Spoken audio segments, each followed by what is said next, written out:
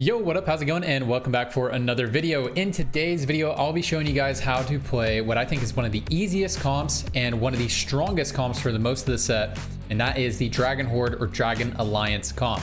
With that out of the way, let's get into it. Here we are looking at our board here, and before we get into anything, I do want to say a couple things. I will not be showing any gameplay in this video. This is just me explaining how to play the composition. If you'd like to see some gameplay, I have loads of VODs of me playing this comp actually, but I actually have a VOD that I uploaded just last night of me playing this comp, and I'll leave a link in the pinned comment below if you'd like to see some gameplay accompanied with this.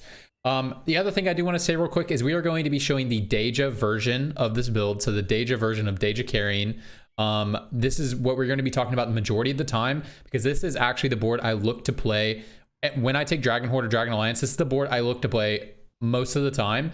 And then there's other boards that you can play, and I will show like the Outshin version and a Shyvana version in a second. Those are really if you kind of like high roll those builds, or those builds are like super meta at the time and Daeja is not very strong. That's something you can play. But in the current meta at the time we make this video, Daeja is very strong, as well as the other dragons are also strong as well, the other 10 cost dragons. So notably, the dragons I won't be talking about in this video is Aurelion Sol. I've never once played Aurelion Sol with Dragon Alliance. It's just hard to make work. And then also Xiaoyu. Xiaoyu just doesn't really fit in this composition as well. It uses exactly the same items as Syfen, and Syfen's a lot simpler to run here, so we will not be talking about those dragons. Cool. So win condition for this composition, as I said, I think this is one of the easiest comps to play, because the win condition for this comp is just 2-star dragons with good items and solid support units. Cool. Item start. Normally I go into item starts with builds, but there is no item start for this build because you don't plan to play this comp. You play this comp when you get it offered. You know, when you get Dragon Alliance, Dragon Horde offered. Times when you don't want to play this comp, or it might be ill-advised. If the Mirage is bad, and the bad Mirages are Electric and Pirate, those will be bad in this build. Any of the other ones are pretty much fine for the most part. Or if you're high rolling another build, don't just like throw away your game to play Dragon comp. Unless you just really love to play it. But most of the time, just like every time I get offered Dragon Alliance, Dragon Horde, I'm just like, oh, awesome, cool. You know, I'm just gonna take this to play dragons. It's really easy. So yeah, it feels pretty good. Okay, augments. So some augments that really kind of help this board out a lot. Healing augments are very good. Daeja especially needs healing. It's very, very, very good to have Daeja, have healing on Daeja, so you don't have to build Gunblade or BT or something like that. Exiles is very strong because it's very easy to spread out your units. You don't have many units on your board, and your units that you do have a lot of HP, and Exile scales off of HP. Big Friend is very good because Big Friend will essentially give damage reduction to your whole team, because all of your dragons will, once they're 2-starred, will be over the Big Friend threshold. Ascension is good as well. Your team is very tanky. Ascension is just really OP on this dude, on Daeja, so it's very nice there. All the other than that, just play like standard strong augments and you'll be good to go.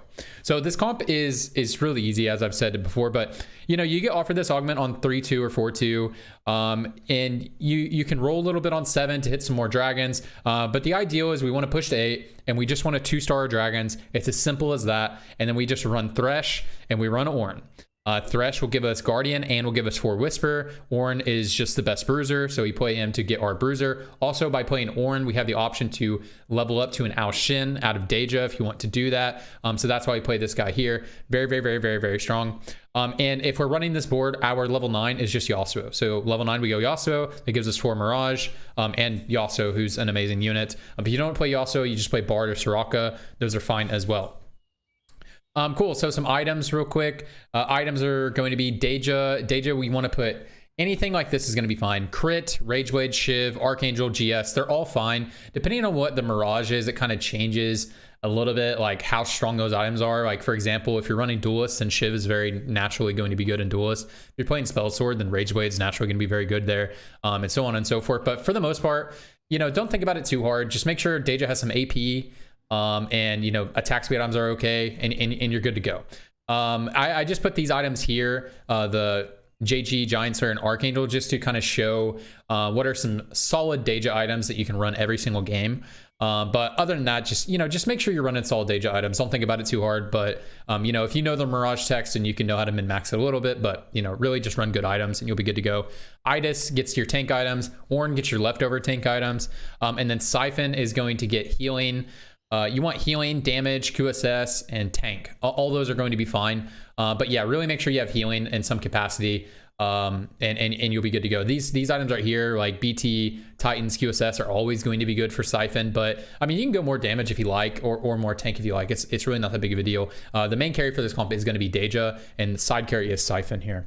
Positioning is really easy. Daeja, you just backline Daeja, but you just you want Daeja to be opposite side of their big clump, because Daeja does target most enemies and a line. So you do want to be opposite side of their clump. Like if you're against a Jade comp, you'd want to be on the opposite side of their clump, ideally. But other than that, just make sure dude's in the back line, you'll be good to go.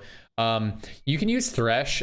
Thresh, his position isn't static at all. You move him around a lot to hook the enemy targets, as you please. But also Thresh is really good for like eating the enemy's hook. So if an enemy has a Thresh or a Blitzcrank hook, then make sure that you have your Thresh back here to eat that for Daeja, as well as Zephyrs. A lot of people, like when you run this comp, one of the big things that is tough to go against is people just put their Zephyr on the back line. They're able to hit your Daeja almost all the time.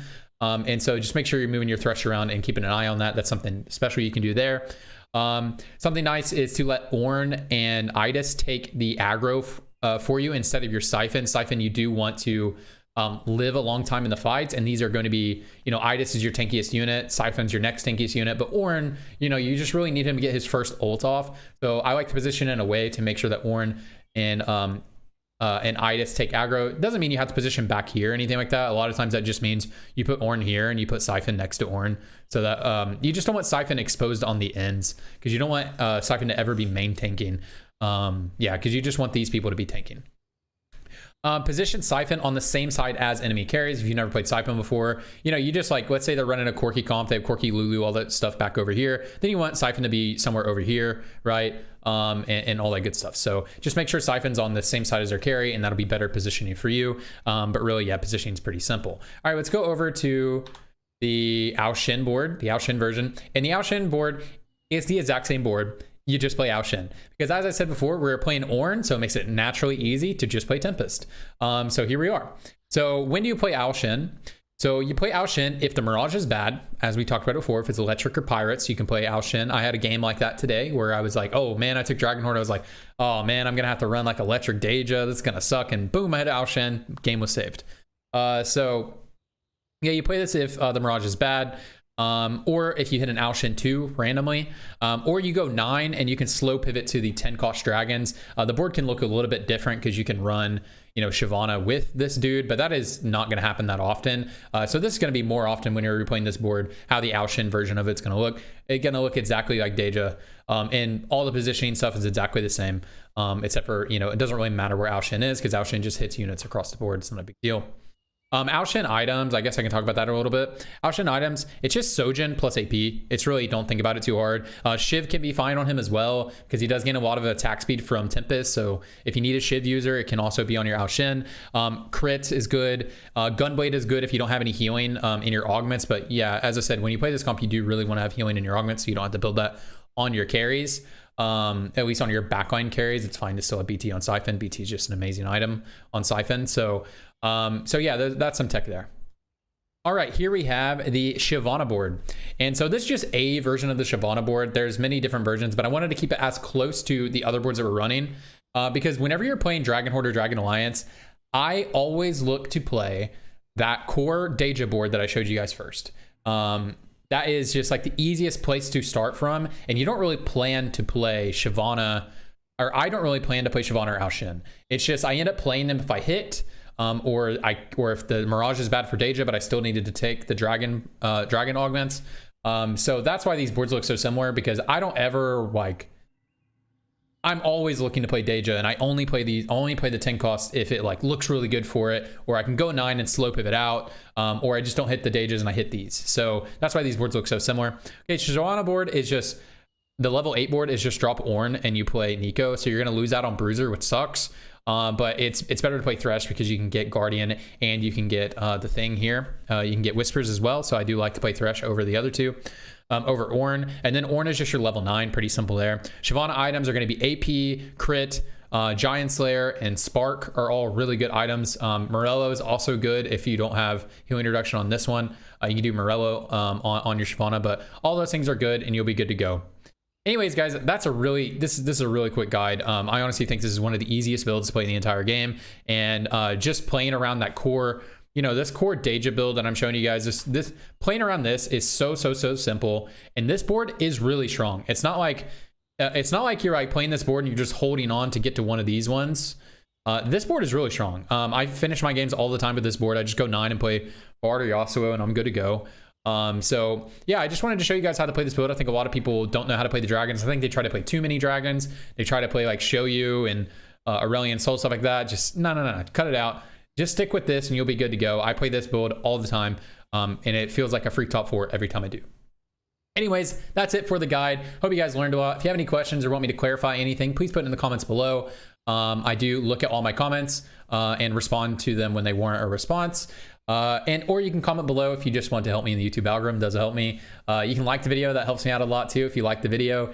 Other than that, you guys can follow me here, or you can follow me at twitch.tv/TrajanTFT. I stream on weekdays there, and I post pretty much every day at twitter.com/TrajanTFT. So if you want more of me, you can find me there as well.